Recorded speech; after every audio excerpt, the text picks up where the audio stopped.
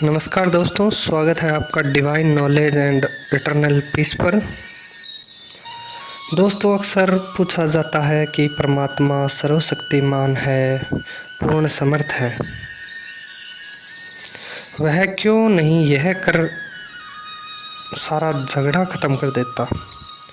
मैंने दुख संताप भरा जो यह खेल रचा था उसे अब ख़त्म करता हूँ और बिछड़ी आत्माओं को जिन्हें मैंने अपने से अलग किया था इसी क्षण वापस बुला लेता हूँ।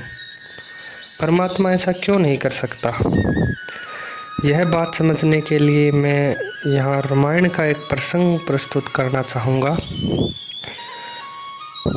अयोध्या के महाराज दशरथ एक आदर्श राजा थे, बड़े पराक्रमी, प्रजावत्सल और दयालु भी। महाराज दशरथ की 4 रानियाँ थीं। बड़ी रानी कौशल्या से भगवान राम और सबसे छोटी रानी कैकेयी से भरत का जन्म हुआ, जैसा कि आप सभी जानते ही होंगे। पुराने ज़मानों में युद्ध में रथ का प्रयोग किया जाता था। एक बार समर भूमि में यानी कि युद्ध भूमि में महाराज दशरथ के रथ के पहिए की धुरी टूट गई।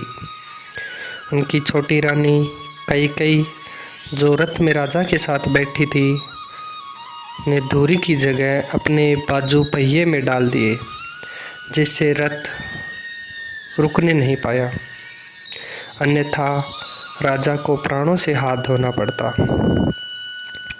कैकेयी की इसी अनूठी सूझबूझ और उपाय कुशलता पर प्रसन्न होकर, जिसके फलस्वरूप न सिर्फ राजा की जान बची वरन वे रण में भी विजयी हुए।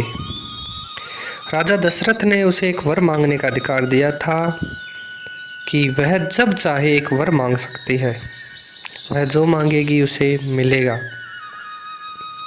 इस बात को कई बरस बीत गए और समय आया जब महाराज दशरथ ने अपने बड़े बेटे श्री रामचंद्र को अपना युवराज नियुक्त करने की घोषणा की, जिसे सुनकर सारे राजमहल और प्रजागणों में खुशी की लहर दौड़ गई। महारानी कैकेयी को भी राम के युवराज नियुक्त होने की घोषणा सुनकर हर्ष हुआ। तभी उसकी दासी मंथरा ने आकर कहा, महारानी जी, आप किस बात की खुशी मना रही हैं? कल बड़ी रानी कौशल्या के बेटे राम को राज्य का उत्तराधिकारी बना दिया जाएगा और भावी राजा की माता होने के नाते राजमाता का सम्मान और अधिकार उसे प्राप्त होगा। उसके मुकाबले में आपको कौन पूछेगा? मंथरा ने अपनी बातों में महारानी कैकेयी को बहला फुसलाकर इस बात के लिए राजी कर लिया कि महाराज ने जो वर उसे दिया है उसके अनुसार वह भरत के लिए अयोध्या का राज्य और राम के लिए 14 वर्ष का वनवास राजा से मांग लेवें। और महारानी कैकेयी अपने बहुमूल्य वस्त्र और आभूषण उतार बाल बिखराए कोप भवन में जा पड़ी, जैसा कि हम सब ने रामायण की कथा में पढ़ा है, रामायण में देखा है। उसकी आंखों से रोष के आंसू बह रहे थे। महाराज दशरथ ने कल्पना भी नहीं की थी कि ऐसी खुशी के मौके पर यह दृश्य उन्हें देखने को मिलेगा। महाराज पूछते हैं, ये क्या हालत बना रखी है? दशरथ ने अपनी चहती रानी कैकेयी से पूछ लिया।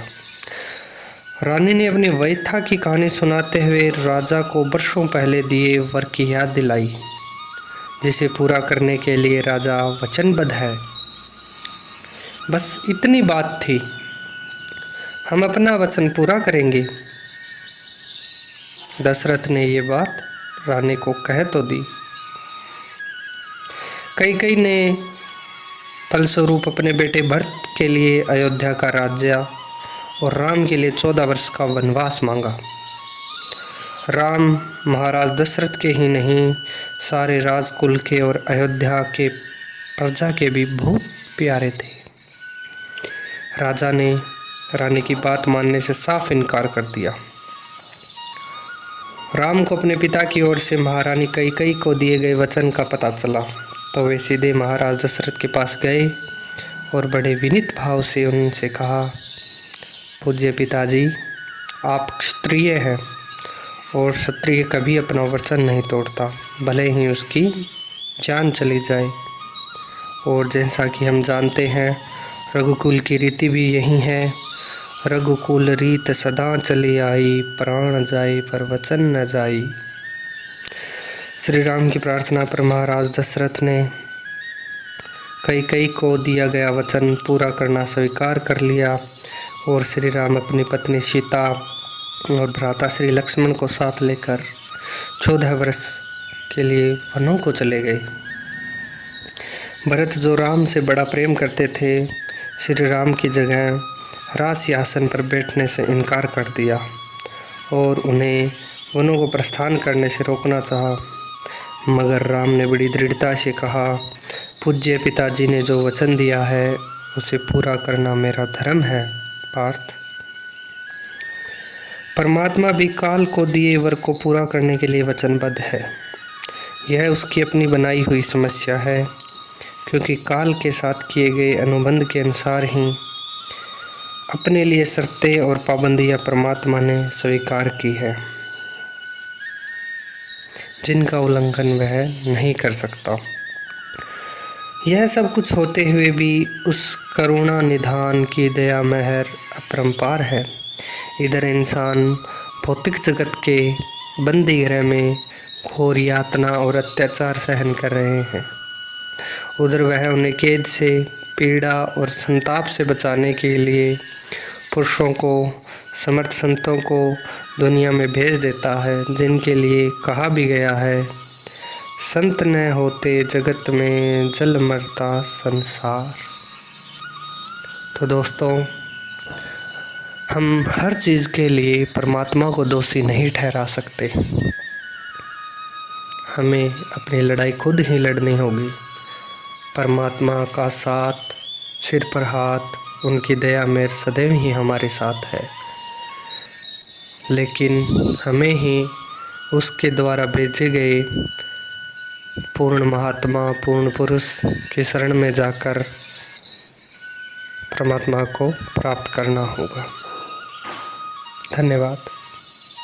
मिलते हैं